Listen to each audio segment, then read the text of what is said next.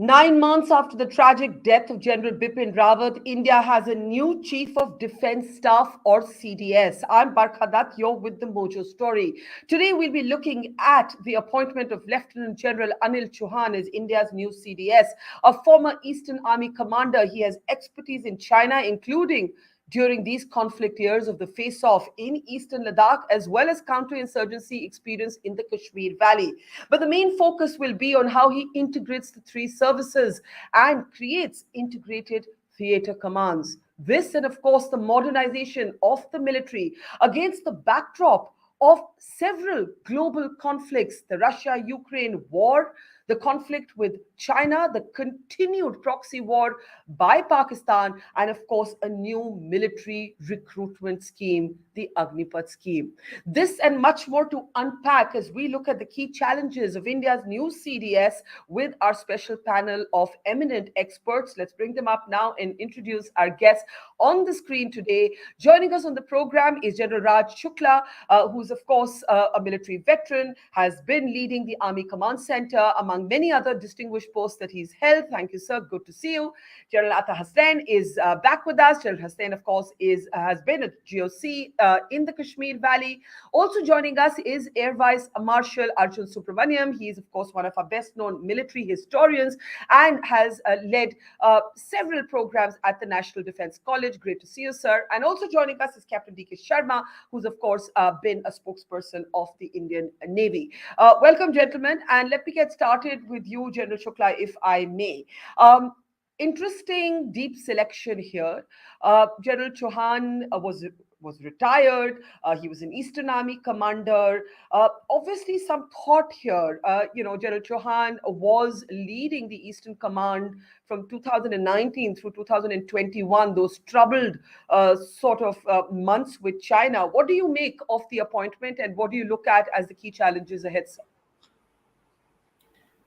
So, Barkha, just as General Hasnain has commanded the 19th Division in Baramulla, it so happened that I took over the Baramulla Division from General Anil Chauhan.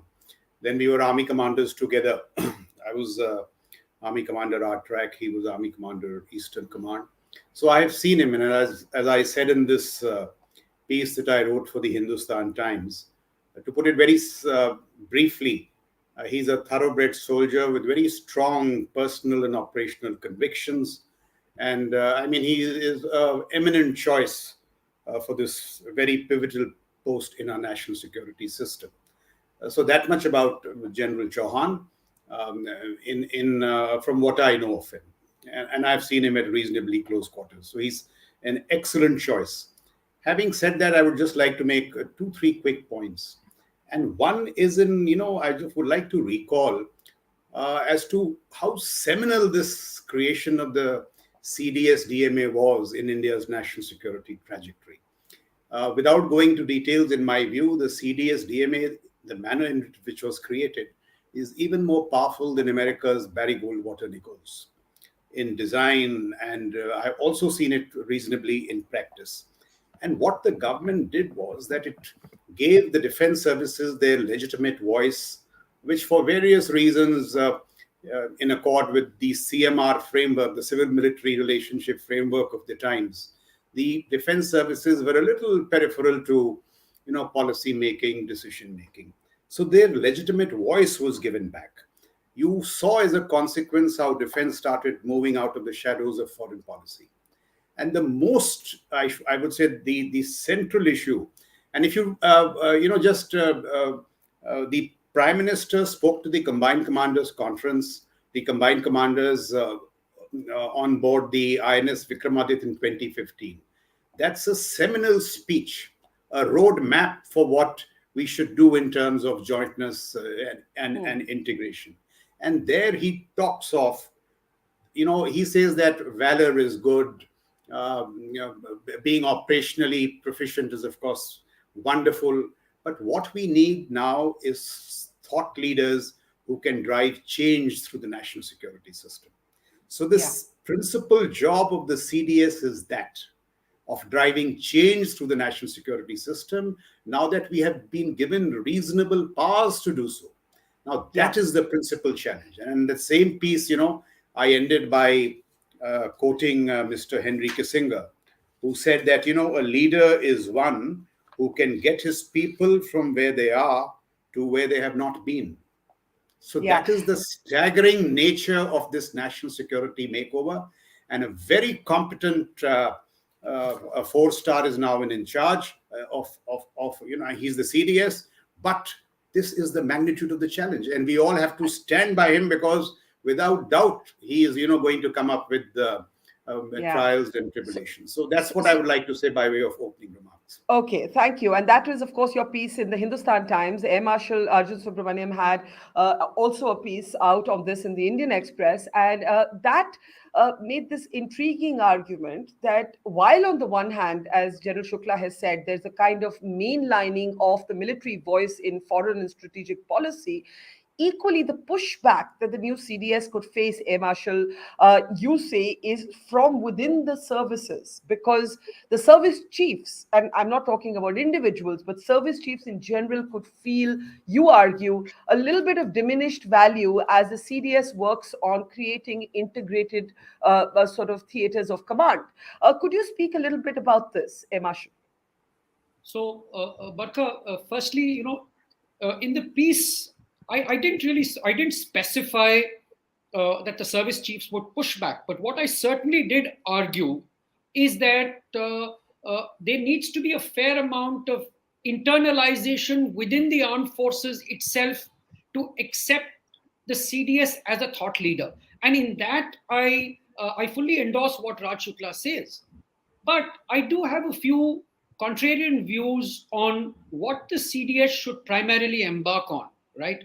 Uh, when we look at transformation, we are all in agreement that the current government is in a hurry with transformation of the military, and the transformation of the military is a necessity if we are to cope with full spectrum threats that we face.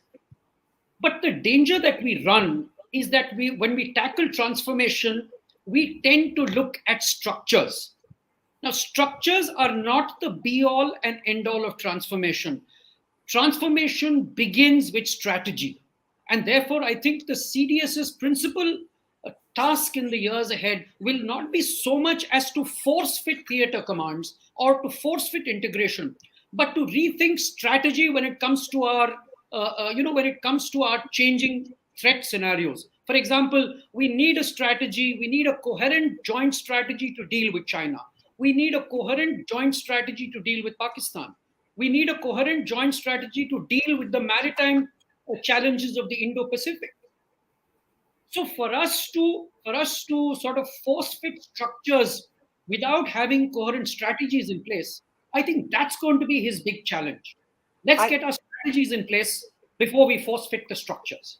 and you're saying that basically just the mere appointment or the integration of an appointed post will not take care of the strategy. What is the one challenge that you see ahead when it comes to this process of integration?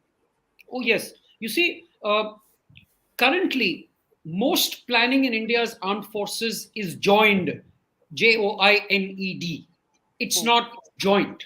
So I Hmm. think the first thing that we need to do is we need to institute robust uh, joint planning mechanisms with joint communication structures and joint thought primarily. I think joint thought is missing currently within the three services itself. So I think that is his first challenge.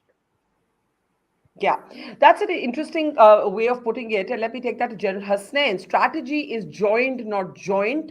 That service chiefs need to internalize that change is ahead. The military operates on a certain history and legacy. Change is difficult. Do you believe the military is ready for the change that Air Vice Marshal Subramaniam is alluding will lie ahead?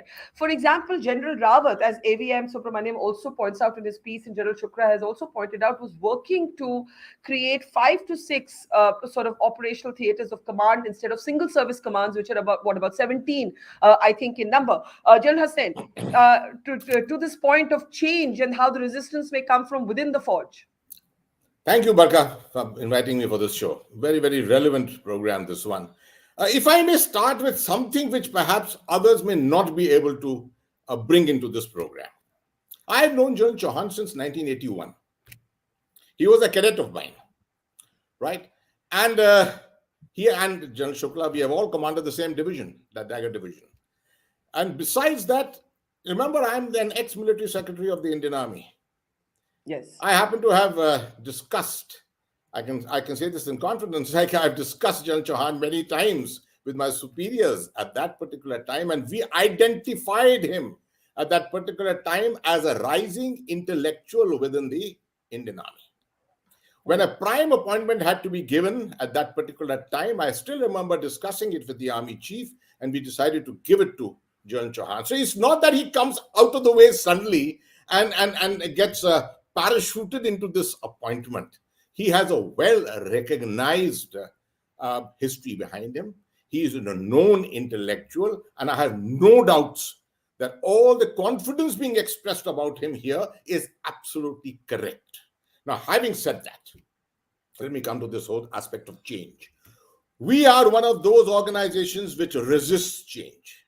It's happened in the American Armed Forces. You saw how it happened in 1986. The Goldwater-Nichols Act had to be finally imposed on them. And that was not a very pleasant experience for them because it actually delayed everything. There was tremendous resistance to it. I've been in the PACOM, the Pacific Command, and I've seen how they function. Today, they are very, very well integrated. There is no doubt about it. Can we say the same thing for us? We are a very regimented organization. All three services are very regimented, very strong in their loyalties to the color of their uniform, no doubt. But today, I think things are changing. You see, all this time, the concept of national security, comprehensive national security, was still tasked essentially based on the weapon, nothing else. Yeah. Today, the armed forces are looking at complementary kind of ways in which national security can be achieved. And one of the major things is this whole aspect of emerging strategic culture. No one talks of strategic culture in India. I think the Indian Armed Forces for the first time are now emerging into something called a strategic culture. They are bonding and very correctly identified that they were joined.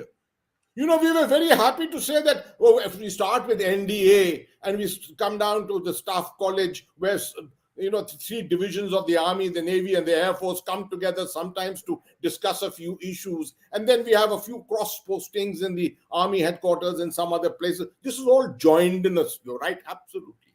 Not jointness. No integration. Right? I mean, it's the color purple doesn't run anywhere. It is different colors which have been running all this time. But now I feel a little more confident.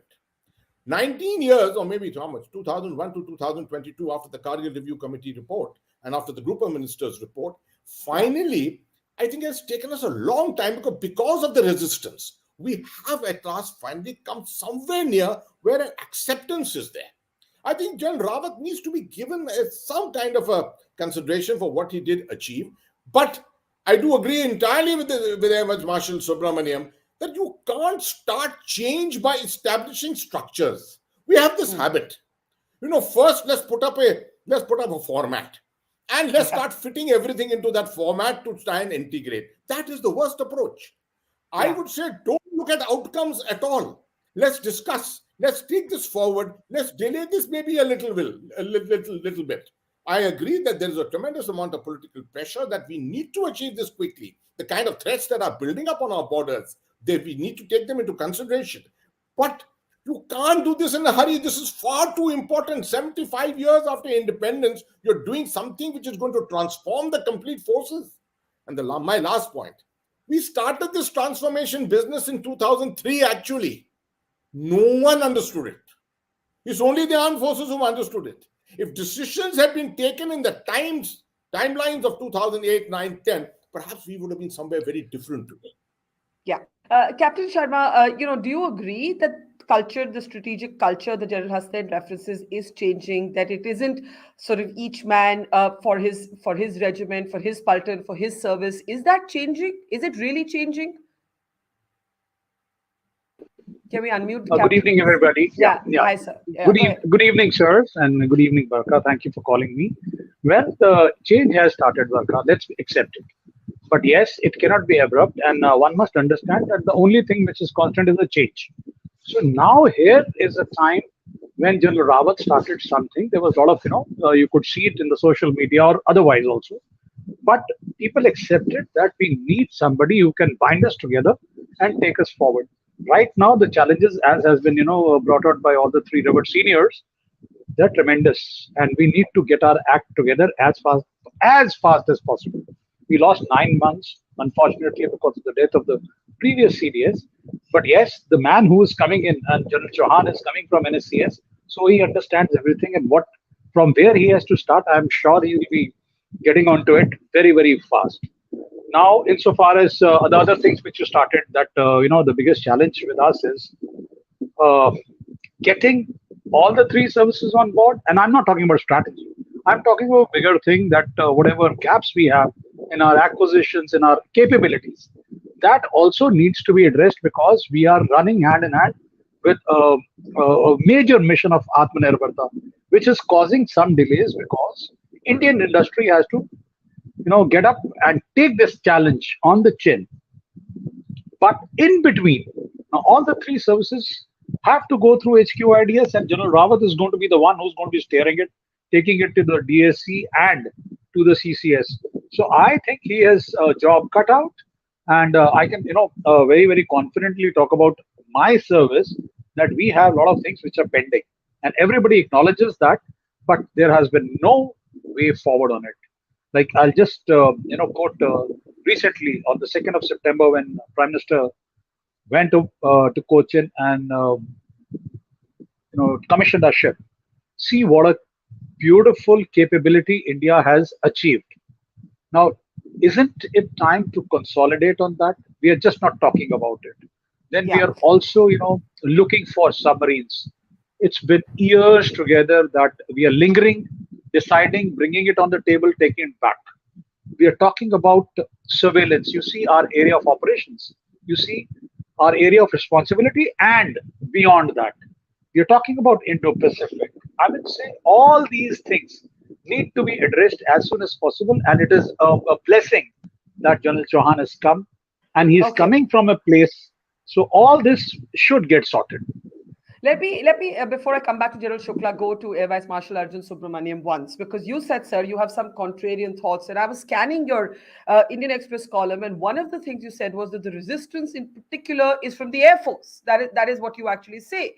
Why is that?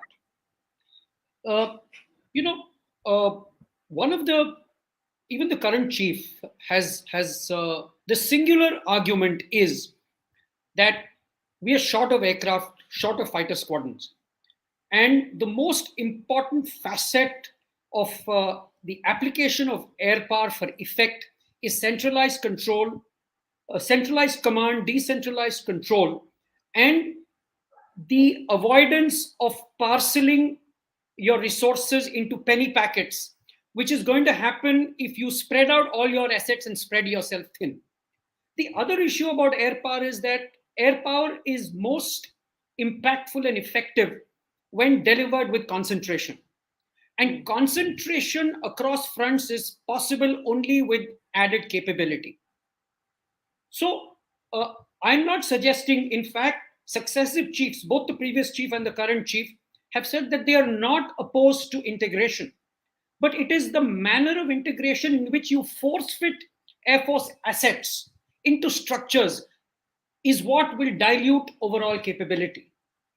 So that brings me to a point that I wanted to add on earlier, was that rather than structures, our biggest concern today should be a combination of threats and capabilities.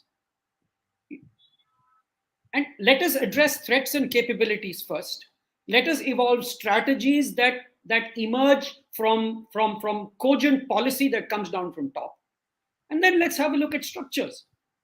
I mean, if Yeah. you look at the Air Force has expressed its reservations about the Air Defense Command, and the reservations are very, very are very, very justified. On the one hand, you have your assets that are going to be distributed to all the so-called theaters, and then you have this entity, which is the Air Defense Command, will suck in even more resources. Then how do 3, 4, 5 theaters and the Air Defense Command, how do they balance the scarce assets that are available? So that has been the central argument of the Indian Air Force, basically about capability dilution and not about a resistance to integration. I get that. And General Shukla, there's an important question there that without enhanced capacity, can you integrate? I think this is a very relevant question. It is made more relevant by the fact that your classic dependence on Russia for a whole part of your defense procurement today is under strain. It's under strain because of the Ukraine invasion. It's under strain because of international pressures of all kinds. And if you couple that with, what you've heard all the other three guests saying, what would you say to that? That integration sounds great, but isn't perhaps possible or effective without enhanced capacity. In fact, Barkha, I think because we don't get joined, because we don't integrate, we are creating these problems. Now, let me tell you, let me say how and why. This point of being in a hurry. So see, where are we today? We have created a CDS. The Americans created a permanent Joint Chiefs of Staff in 1949. So are we saying that we are content with being what the Americans were in 1949? And see how they moved down the roads thereafter. So that period was described as, reluctant jointness. By the time they deconflicted, operations through various means, the result of that you saw in Gulf War I. In Gulf War II, they became integrated. Integrated in the true sense when a Bradley commander, say, could designate an F-16 directly onto the target. And thereafter, they are moving to cross-pollination, which means what? Which means in Pentagon, in Western MODs abroad, today you have service officers, you have civil servants, you have domain specialists, you have strategic affairs analysts. And once all this happens, the cultural corrections that Air Marshal Subramaniam is talking will happen. It is about getting new talent pipelines in things like space, cyber, EW. The normal pipelines will not do. Look at the Israeli military in the domains of space, cyber, EW. They get talent from outside, new pathways for career mobility. The brightest people are coming because national security is becoming so complex and sophisticated. So where are we in a hurry? We are decades behind. We just have to start acting. And listen, what if General Chauhan is successful? What will he do? He will create a force that is truly joint, a force that is calibrated, that is technologically enabled, and that is ready. Ready. Look at the Russians. Because of all these excuses, absence of a theater commander, so on and so forth, what happened to them? And each of these, Barkha, joint, technologically enabled, these are one-word descriptors, but they will take decades to create. So we have to start now. We have to be in a hurry. We are running out of time. Now, the way to do it, I agree, when you are dealing at this level with very senior people, it has to be persuasion, it has to be articulation, it has to be the good argument, it has to be engagement. But we all know in life, some hard decisions have to be taken. Yeah. So you can't avoid them. Till when will we remain in this reluctant jointness? And just two more points, two more points I want to make. Look at it. Once things change, what happens? When the two most prominent land campaigns were being waged by the Americans in Iraq and Afghanistan, who was the chairman, Joint Chiefs? Admiral Mike Mullen. There was not a murmur. Yeah. So this is where we have to go to. And just one point, what I think Air Marshal Subramaniam was saying, look at how Western militaries or even China is changing. Even China, they have created things like the Space Force, like the Strategic Support Force, the Marines. All this comes out of integration. Yeah. Your thought process changes. And just one last point, or just two last points, quick points. I myself am saying that jointness is not a one-trick pony. It is not ITCs. We should not be hung up on the ITCs. If you don't want ITCs, you can create AI-enabled Northern Command. You can create an AI-enabled Eastern Command. You can get a tri-service cloud, digital integration, military autonomy. Look at Ukraine. What is the big lesson? Why has air power been so underwhelming? Why is SEAD failing? Because the current game is hybrid fleets, hybrid air fleets, hybrid sea fleets, unmanned systems. Now, in this whole debate of not being in a hurry and trying to get everybody on board, all these arguments are getting lost sight of. Okay, They're being lost sight of. And let me just one jump. last point, Let me jump in now. just 1 minute, Barkha. The military, administrative, technological bureaucracies have for long argued that there is no political will. Now let's ask ourselves honestly, and this is a good panel to answer that. Today, who is leading the charge? The politician is telling you, please reform. And we say, for this reason, we can't do that. For this reason, that reason. Yeah. It doesn't reflect well on us. It doesn't reflect well on senior military leadership. I'm just fascinated that General Hasnain, two extremely articulate military officers have brought to the same issue two completely differing perspectives. One that build capacity first, then integrate. The other saying, if you integrate, you can in fact address the shortfall in capacity. I know I'm simplifying the template here, but let's bring you in, General Hasnain. Barkha, if I may express something slightly contrarian here. You see, first of all, the points made by Air Marshal Subramaniam on behalf of the Air Force are completely taken, justified entirely. But today we are under the leadership of the Honorable Prime Minister, the current government at the moment. We are in the process of building something very Indian, right? This whole process of the thought gurus, this whole process of an Indian military thought process, all this is coming up today. This is the occasion when we can actually exploit. Now, who says that flexibility is not a principle of war? You see, this whole business of integration. I mean, agility is different from flexibility, right? Agility is different from flexibility in war. I am only saying that why are we trying to stick to models? You see, everywhere we are looking at the American model, the Chinese model, and the British model. There is an Indian model to it. We have our own geography. We have got our own geopolitics. We've got our own geostrategic compulsions. We have to have the Indian model to it. And flexibility, agility has to be a part of it. The Indian Air Force will build into it. They are so capable. I know that there's a major challenge at the moment with 30 squadrons as against the 42, 45, which we should be having. And it's going to take a long time to achieve that end at the final bit. But in the process, while we are going there, you mean see the Indian Air Force is not professional enough to be flexible and agile? It is completely, I have the fullest confidence in the Indian Air Force to be able to establish this across theaters. And very importantly, the point made on the Navy, I think the balance that we need to create between the maritime threats and the continental threats. You see, this is one nation, this is one subcontinent where we got to understand that there is a complete balance between the maritime and the continental. You see, the Chinese are forcing you into the continent. Their actual threats to the Chinese themselves lies in the maritime domain. And we need to understand it among the land warriors. So this is where our thought process has to integrate, has to come together to understand this and create a balance. This is going to be the ultimate Indian model, which has to come about. This is why I'm saying a lot has to be discussed. Threats have to be discussed, right? And let's not get stuck into formats and say we need 6 theater commands, we need 5 theater commands, and this is how we need to operate it together. No, let's put it all together. It may take a little time. Let's not look at outcomes immediately. Captain Sharma, do you want to just come in before I take General Hasnain and General Shukla's points to Air Vice Marshal on capacity? Because you made the point about the submarines, for example. You made the point about Atmanirbharta. Atmanirbharta takes time. It takes time. It is taking time. And tell me if anybody disagrees with me. We are on the right track, but it has got a gestation period. It will take us maybe a decade so that we can bring out the quality stuff. But now comes the role of CDS.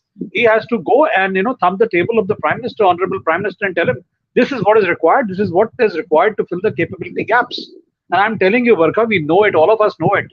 That where are the gaps? Now today, if you say that only MiG-29s are going to be flying on the decks of Vikramaditya and Vikrant, everybody is very well aware that we need something. But ZBF is a little far away. The LCA Navy is only a prototype. So what do we do in between? Similarly, when the naval chief in a recent seminar he said that I want 2 operational carriers at all times, which means Don't ask me whether I want to make ISC 1, 2, 3, 4. I want two operational carriers at all times because my threat and my area of operations is becoming an out of area operation is also a norm now. And we are now more or less in the the whole matrix of Indo-Pacific security providers and the first responders, and you name it. So what sirs are also saying is correct, that integration will bring in capability, or first we should build our capability and then integrate. I think that is all over behind us. All this is known to the people and the powers to be. All three chiefs and all the three services acknowledge this, and I'm sure we are on the right track. But yes, it has to be fast tracked. Okay, I have a couple of minutes left. Marshall, do you want to pick up some of the points made by both the generals and Captain Sharma? Go ahead, sir. So let me start with DK. Now, I think most of you would have seen that tweet from from a retired Chinese colonel at Singhua at CISS, who it was a wolf warrior kind of a series of tweets which said, "Watch out, the Chinese carriers are coming into the Indian Ocean." So that's something that one needs to take off. And so I responded by saying, "My, the Chinese are coming." So it's nothing to panic about. It's something to get capability together. And when we talk about aircraft carriers and the maritime space, that's precisely what I'm pointing at. I mean to say, if the Navy is short of air power to impact maritime spaces, the Air Force is there to pitch it. I mean to say, why only talk about MiG-29s? The Sukhoi 30s have fantastic reach. They have maritime capacity. So until we get our third carrier, the Indian Navy and the Indian Air Force have no option but to collaborate over maritime spaces. Maritime spaces, let's not silo the maritime spaces, just as we can't silo land spaces. The second issue about capacity building and integration, I think I would agree with both General Hasnain and General Raj Shukla that the time is over for sequential processes. We have to do it parallelly. And I'm very fond of the phrase leapfrogging. And so I think we've got to leapfrog today, overcome mindsets, integrate, as well as build capacity. And what is your biggest point of concern before I give closing 30 seconds to the generals? What's your biggest point of concern, Air Vice Marshal? Yeah, my biggest point of concern is that if you're going to change so dramatically and you want to change so rapidly, I think the silos that we've built for ourselves, not only in the services, but in a whole of government approach, whether it is the bureaucracy, whether it is the political establishment, I think there needs to be far greater and faster fusion between all instruments of statecraft if we want to leapfrog and build both capacity and integrate simultaneously. I think that's a great point. To both the generals, 30 seconds or whatever, take a minute each with your closing comments. The world is in churn. Let us also contextualize what we're talking about. We have a standoff with China that remains unresolved. You have a sort of, a seesaw of what will be global powers. We don't know where Russia is going to end with Ukraine, but it looks like Russia is actually going to lose this war, even if it's a long haul. We have already two fronts open. We've war gamed for decades, or, the two-front war. We already have a two-front conflict. We have a turmoil-ridden neighborhood. If for all matters of socio-economic reasons, the region is not exactly stable. So given all of this, General Shukla, you want to go first? General Shukla. Okay. So, this whole business of hastening cautiously, yes, the endless arguments, uska problem ye hai, that if these endless arguments lead to finer ideation, which ensures better combat delivery, I have no problem with these arguments. But if these arguments are so endless that the lag with the Chinese grows, and if today we have a problem on the LAC, I'm telling you the plan is already a maritime neighbor in the IOR. He's there. There's no more time.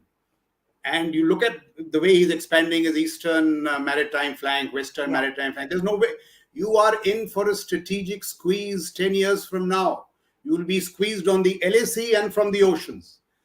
The Americans there's such displacement anxiety amongst the Americans. आज Pentagon में there is just a one word, what shall I say, motto, speed. So we need it. And if we integrate, we will end up doing all the things that are being talked about.